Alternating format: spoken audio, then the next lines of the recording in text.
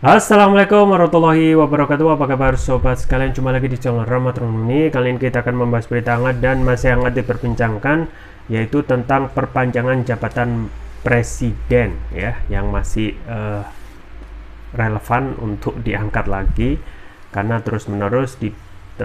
masih diperbicarakan ya, terutama oleh pejabat yang masih ada di istana. Ini dari Rocky Gerung, Sentil Mahfud MD, Rizal Ramli, pejabat negara pengusul perpanjang jabatan presiden makar konstitusi, sesuai yang dilansir oleh ermol.id.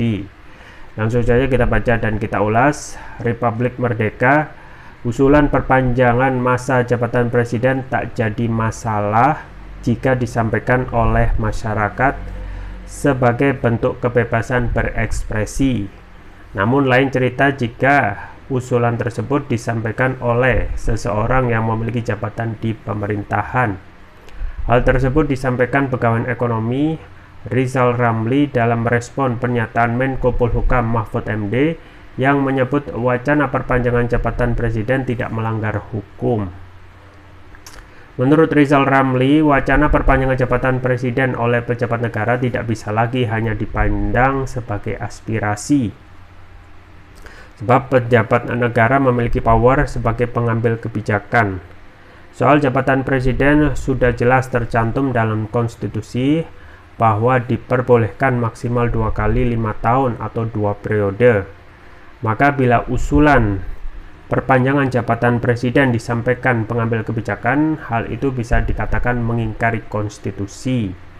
Kalau pejabat-pejabat negara yang usul perpanjangan jabatan presiden itu minimum tidak ngerti konstitusi, bahkan berniat melanggar atau makar terhadap konstitusi, kata Rizal Ramli Kamis. Ya, sobat sekalian, itu ya dari Rizal Ramli yang melihat pernyataan dari Pak Mahfud MD kalau perpanjangan masa jabatan itu tidak melanggar konstitusi. Padahal kalau kita melihat ini hal yang elementer dalam konstitusi yang sudah diatur bahwa masa jabatan presiden itu cuma 5 tahun kali 2 ya. Nah, ini memang pernyataan isu yang sangat serius yang kalau tidak hati-hati bisa terjebak pada otoritarianisme, mengingat ketika semuanya itu keputusan di tangan eksekutif, bahkan legislatif yang saat ini sudah hampir ya, mayoritas partai-partai itu sudah dikuasai menjadi bagian dari istana, maka yang terjadi adalah perpanjangan jabatan yang ingin ya mengokohkan rezim. Nah, ini sudah ada dalam hal konstitusi, dan terus-menerus hal sederhana ini kadang bisa menjadi rumit kalau yang bermain itu mempunyai power untuk mengontrol hukum ya, kemudian juga mempunyai power untuk mengontrol juga dari level legislasi. Nah, memang apa yang disampaikan oleh Rizal Ramli, aspirasi ini ataupun kebebasan berekspresi dari masyarakat juga bisa dihargai. Artinya kalau kita pengen benar-benar mentaati konstitusi, ya haruslah selesai dulu masa jabatan yang sekarang ya. Kemudian kalaupun ada aspirasi dari rakyat, itu bisa dimasukkan prolegnas ya untuk dijadikan program legislasi nasional. Dan memang pada rezim saat ini adalah segala hal yang banyak sekali isu itu yang sifatnya anomali yang tidak pernah terjadi pada rezim sebelumnya. Tidak hanya terkait masalah panas ini, yaitu perpanjangan masa jabatan, bahkan untuk penentuan ya siapa presiden selanjutnya itu kadang dibahas serius oleh pihak istana yang harusnya fokusnya untuk mengurusi rakyat, justru bersibuk-sibuk ria sampai mengendorse, kemudian menyatakan menyampaikan ciri-ciri rambut putih ya, kemudian kepala wajah berkerut dan lain sebagainya. Nah ini memang dan kalau kita melihat apakah yang sudah dilakukan oleh pemerintah itu bisa benar-benar mengakomodasi kepentingan rakyat. Nah ini kan pertanyaannya dari ketika awal ya masa periode jabatan Presiden Jokowi banyak itu ya yang namanya janji-janji dan sudah menjadi kebiasaan janji politik dari para politisi di awal kampanye itu gampang sekali untuk diingkari. Dan juga ketika seorang itu sudah menjabat itu terkesan seperti angin lalu. Banyak sekali janji-janji yang disampaikan oleh Presiden Jokowi yang kalau tidak mau dibilang ingkar janji ya tidak mau dilaksanakan. Misalnya tentang bagaimana komitmen negara untuk mengurangi utang. Nah, utang ini terus-menerus ya pada rezim ini terkesan ugal-ugalan, dan itu bisa dilihat utang saat ini yang awalnya ya sepeninggal presiden terakhir yaitu Presiden SBY itu hanya 2.600-an triliun, tetapi hingga saat ini naiknya berkali-kali lipat dan sangat gampang sekali untuk mengambil utang, dan alhasil hingga saat ini utang itu sudah 7.700. Nah itu yang tercatat, belum lagi utang dari BUMN yang kurang lebih sama ya 7.000-an, jadi plus 14.000. Siapa yang membayar itu kalau bukan rakyat melalui APBN dan ditarik melalui pajak. Jadi itu satu sisi yang harusnya kita pikirkan bersama-sama, karena tidak ada komitmen, terkesan tidak ada komitmen dari pemerintah untuk mengurangi ataupun melihat utang ini yang harus diselesaikan dan menjadi tanggungan yang harusnya dipikirkan berhati-hati ya. Nah sayangnya jawaban dari Menteri Keuangan dan pihak terkait masalah utang memang bantahannya klise ya, dengan membandingkan negara-negara lain yang nilai indeks utang dengan PDB-nya itu masih kita masih di bawah ya. Kemudian membandingkan dengan negara maju yang kalau kita melihat fakta real itu ya jelas tidak bisa apple to apple untuk membandingkan antara kita dengan negara maju yang pendapatan per kapitanya sudah beda dan PDB-nya juga berbeda. Dan walhasil yang kita khawatirkan tentang utang ini saja gitu ya, di akhir masa periode Presiden Jokowi ini bisa naik berkali-kali lipat ya, menurut hitung-hitungan bisa sampai 10.000 triliun. Pun juga dari segi yang lain ya, apa yang disampaikan oleh Presiden Jokowi yaitu akan mengurangi impor misalnya. Justru impor sebaliknya jor-joran, bahkan tidak ada ya celah untuk tidak impor. Bahkan ketika melakukan pertemuan dengan para pejabat yang berkaitan, menyampaikan ya marah ya Presiden Jokowi ketika KL ya, kementerian dan lembaga itu justru lebih condong kepada impor daripada memakai barang sendiri. Tetapi kenapa disampaikan sekarang ya? Kenapa tidak diingatkan di awal-awal masa periode Presiden Jokowi, dan ketika disampaikan ke publik ya, ketika ada acara pertemuan di publik justru mengingatkan seakan-akan pemerintah itu tidak berdaya gitu ya. Nah, semuanya impor, garam impor, kedelai impor, kemudian juga sampai beras impor. Padahal produksi di dalam negeri itu masih mumpuni, gitu ya. Ataupun kalau kurang ya, sebenarnya urgensitas untuk pembangunan infrastruktur itu lebih didorong untuk meningkatkan ya produksi pangan ya, dalam rangka untuk ketahanan pangan, karena ini terkait kebutuhan pokok masyarakat yang harus lebih dahulu dipenuhi.